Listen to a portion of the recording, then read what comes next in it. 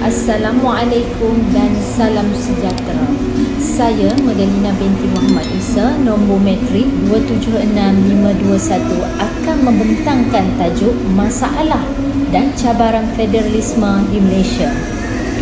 Federalisme adalah salah satu acuan pentadbiran dan pemerintahan yang boleh diterapkan dengan jayanya.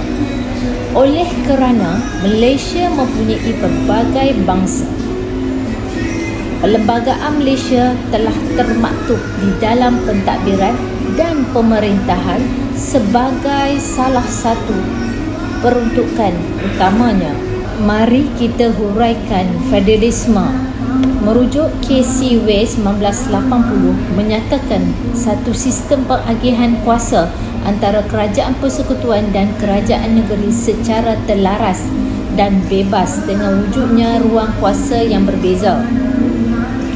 Merujuk kepada Ombiga 2005, secara amnya, terma federalisme iaitu kerajaan persekutuan berasal dari perkataan Latin iaitu Ferdus yang bermaksud trited. Merujuk Decize, autoriti dan kesetiaan adalah komponen asas federalisme. Perkataan federalisme berasal daripada perkataan Latin Ferdus yang bermaksud perjanjian. Dari segi operasi federalisme melibatkan pembahagian kuasa berdasarkan persetujuan janji setia di antara wilayah. Merujuk kepada Zaini 2010, federalisme merupakan satu kaedah kerajaan yang membenarkan dua atau lebih wilayah untuk berkongsi kawalan ke atas geografi yang sama. Dalam sistem persekutuan, kuasa dibahagikan di antara kerajaan pusat dan wilayah. Sistem ini berbeza daripada sistem kesatuan atau konfederal. Merujuk kepada Hai Ting Ching 2015, dalam memahami sistem kerajaan dan negara, ia digambarkan dengan satu struktur yang sesuai untuk keamanan, kerjasama dan kepentingan bersama. Salah satu kaedah untuk mencapai matlamat ini adalah melalui kerajaan persekutuan. 3 ciri-ciri pemerintahan berasaskan federalisme. Pertama, diperintah oleh dua kerajaan. Kedua, dengan kedua-dua kerajaan berhubung kuasa terus kepada rakyat. Ketiga, terdapat pembahagian kuasa melalui perlembagaan bertulis yang diamalkan di Malaysia. Mari kita lihat pelaksanaan federalisme di Malaysia. Seperti anda sedia maklum, perlembagaan bertulis adalah salah satu ciri federalisme. Salah satu ciri federalisme ialah perlembagaan bertulisnya di Malaysia yang dikenali sebagai perlembagaan persekutuan. Apakah fungsi perlembagaan persekutuan? Perlembagaan persekutuan bertujuan adalah untuk mengelak monopoli, kuasa dan penindasan serta perbezaan ideologi antara kedua-dua kerajaan. Terdapat pembahagian kuasa melalui senarai 1 persekutuan, senarai 2 negeri dan senarai 3 bersama di dalam perlembagaan persekutuan jadual ke-9. Secara amnya, pengagihan kuasa di antara kuasa legislatif ini terkandung di dalam jadual ke-9 senarai 1 persekutuan yang memberi kuasa kepada pusat melalui senarai pusat yang meliputi aspek-aspek seperti hubungan luar, pertahanan, keselamatan dalam negeri, undang-undang sivil dan jenayah, kewarganegaraan dan sebagainya.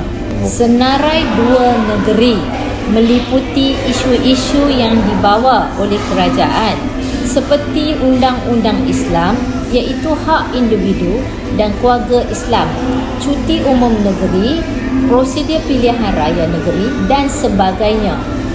Senarai 3 bersama merangkumi pemeliharaan haiwan liar, beasiswa, kebajikan sosial, pemulihan tanah perlumbungan, perusahaan ternakan dan isu membenarkan Badan Perundangan Negeri membuat undang-undang selagi ia tidak bercanggah dengan Undang-Undang Persekutuan. Mari kita lihat isu-isu federalisme di Malaysia. Perbezaan politik dan ideologi adalah salah satu isu, terutamanya apabila kerajaan negeri dikendalikan oleh kerajaan yang berbeza daripada kerajaan persekutuan. Sebagai contohnya, hudud di Kelantan, perbezaan ideologi sebagai reaksi kepada aktiviti kerajaan negeri. Sebelum ini, kerajaan negeri Kelantan melaksanakan peraturan baru seperti Undang-Undang Jenayah Syariah 2 dengan matlamat untuk menguat kuasa Undang-Undang Hudud, mendapat tentangan daripada kerajaan persekutuan. Bagaimanapun, menentang dan menolak langkah ini kerana dilihat hanya untuk tujuan politik PAS. Merujuk Aizat Sharif 2014, hudud ini adalah sebahagian daripada undang-undang Islam dan sangat baik. Namun, adakah orang Islam boleh melaksanakan peraturan ini mengikut ketetapan akidah mereka? Bagi isu kedua, tiada royalty petroleum di Kelantan, iaitu pembayaran royalty petroleum Kelantan kini telah ditolak. Berikutan itu, kerajaan pusat mungkin melakukan banyak lagi tindakan sabotaj untuk melemahkan kerajaan negeri, walaupun justifikasi itu tidak disokong oleh bukti.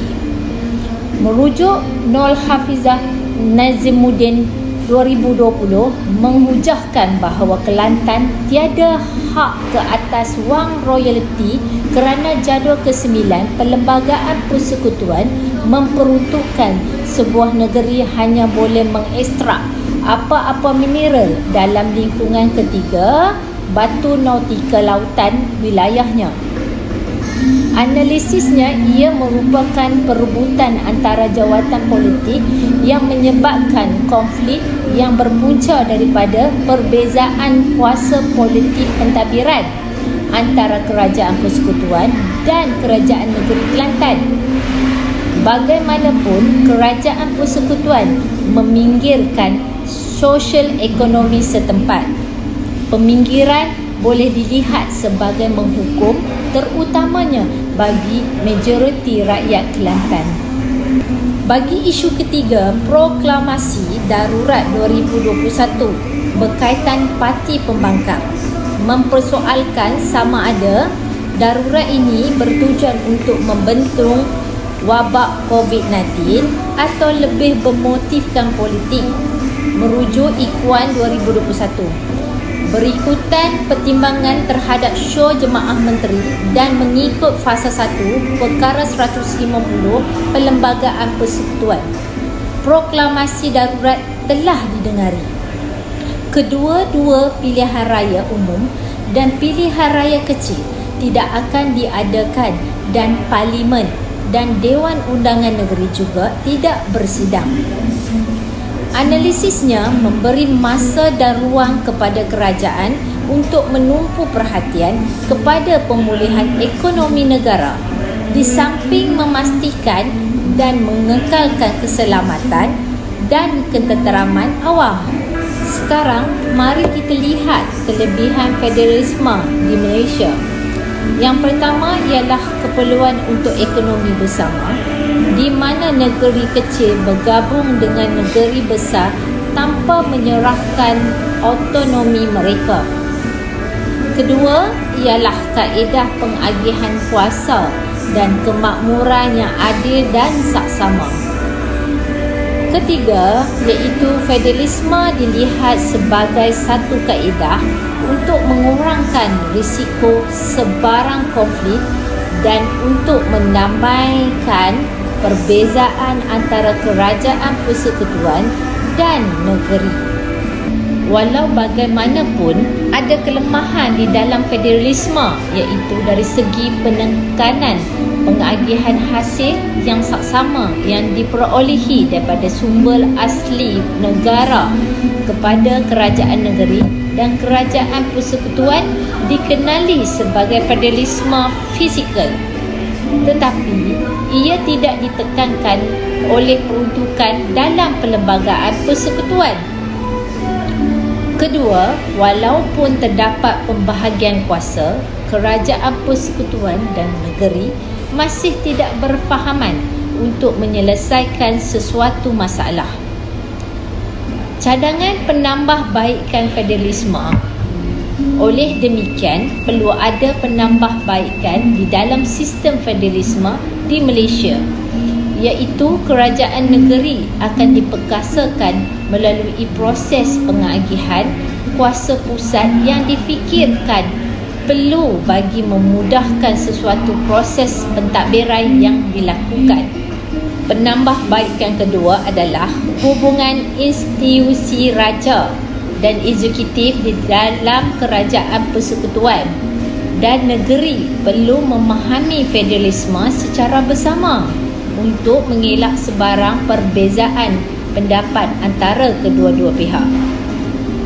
Apa yang saya boleh rumuskan ialah sistem federalisme boleh berjaya jika dilaksanakan di dalam sebuah negara dengan melaksanakan di kerajaan persekutuan yang mampan, yang boleh mengiktiraf kedudukannya dan memainkan peranan tanpa mendominasinya dan memberi peluang kepada kerajaan negeri untuk melaksanakannya dengan cara tersendiri, kerana ia dapat memastikan negara bergerak lancar tanpa mengalami konflik untuk mengekalkan hubungan baik antara kedua-duanya.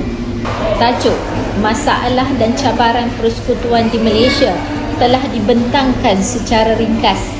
Saya amat berharap ilmu yang saya kongsikan kepada anda semua boleh bermanfaat.